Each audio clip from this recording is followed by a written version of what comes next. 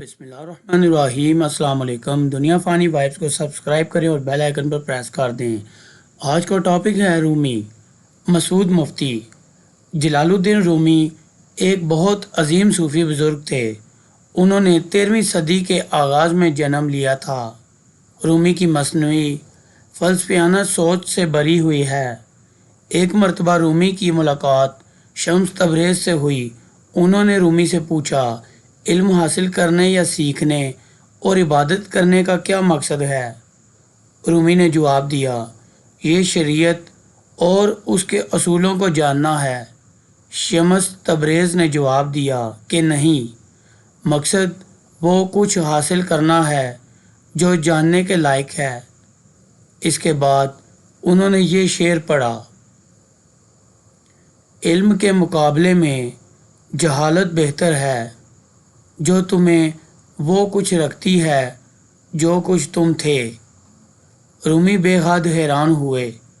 شمس تبریز کی بات ان کے دل کو لگی اور شمس تبریز کی محبت میں رہتے ہوئے رومی نے یہ محسوس کیا کہ انہیں زمین اور آسمان کے بیدوں پر اپنی گرفت مضبوط کرنی چاہیے اور روحانی روشنی کے ذریعے حصول مقصد ممکن تھا۔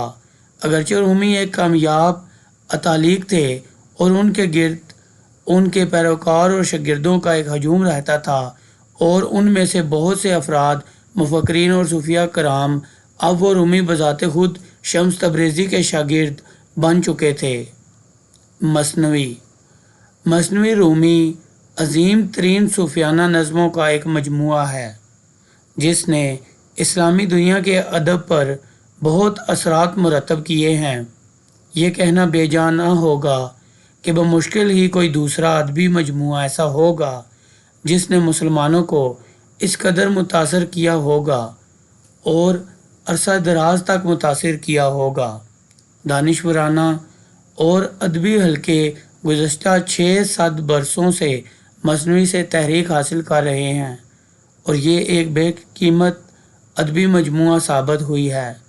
جلال الدین رومی نے 1207 بعد از مسیح میں بلخ میں جنم لیا تھا اور اناطولیہ یا روم میں مقیم ہوئے تھے۔ ان کے والد بہاؤالدین ولید ایک قابل ذکر صوفی اور علم دین کے ماہر تھے۔ منگولوں کے خطرے کے پیش نظر جن کی پیش قدمی جاری تھی، بہاؤالدین ولید نے اپنے آبائی گاؤں قصبے کو خیر آباد کہہ دیا۔ ان کی فیملی بھی ان کے ہمراہ تھی۔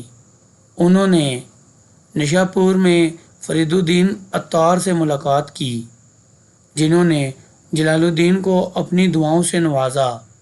حج بیت اللہ ادا کرنے کے بعد مشرق وسطیٰ سے سفر طے کرتے ہوئے ان کی فیملی اناطولیہ، روم جا پہنچی، اور یہی وجہ ہے کہ رومی مولانا کا لقب ٹھہرا تھا۔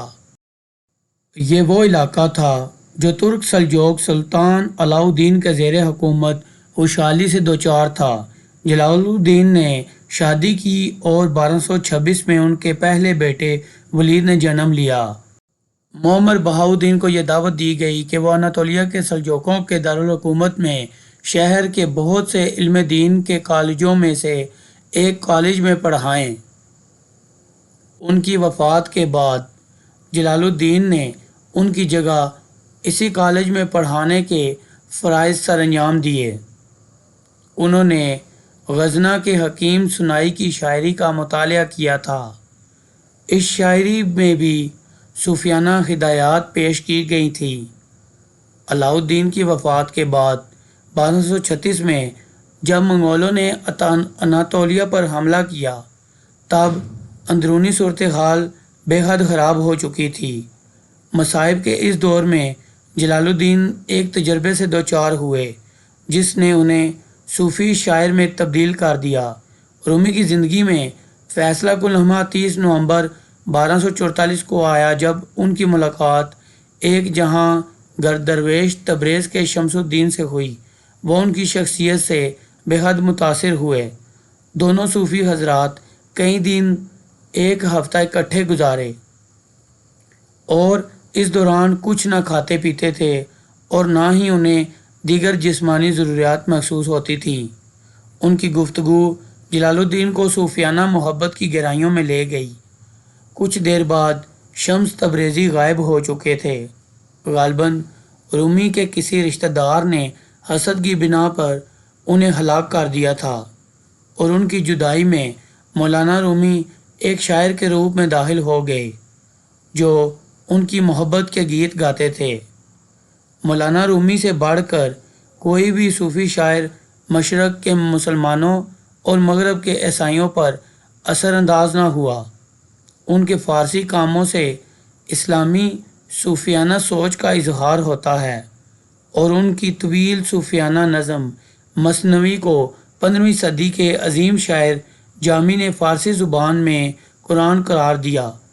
ان کی مثنوی نے مسلم صوفیانہ سوچ اور ادب کو بے حد متاثر کیا۔